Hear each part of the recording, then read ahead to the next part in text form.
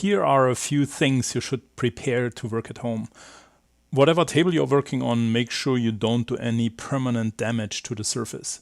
If you don't have an anti-static mat for soldering, put down some cardboard or paper. Tape it down so it won't shift around while you work. I personally like paper the best since it provides a nice contrast to work on tiny things. If you don't have a stand for your soldering iron, create a parking spot for it. Because sometimes when you put it down, it'll spill a bit of solder and that might also damage the table.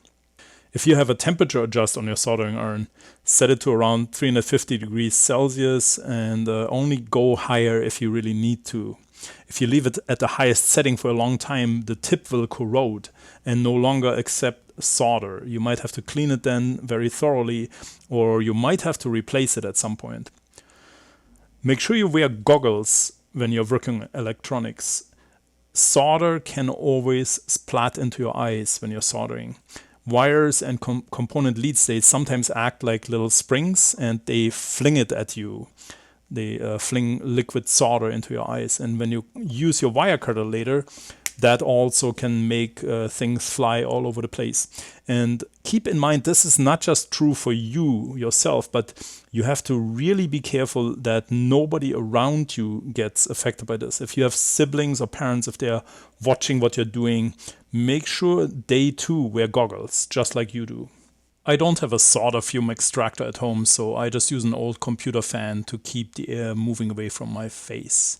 You can use any household fan or USB computer fan, whatever you have, to do the same. To hold things when you solder, if you don't have one of these, they're called third hands, you can help yourself with your needle nose pliers and some rubber band and whatever you have to get the board in a position that makes it easier to solder on. And last point, never leave your soldering iron unattended. Unplug it at the end of the day. Get in the habit of doing it in a way that you can see with one quick look that it actually has been unplugged. And always keep in mind that this thing works at temperatures that can heat things to a point of ignition.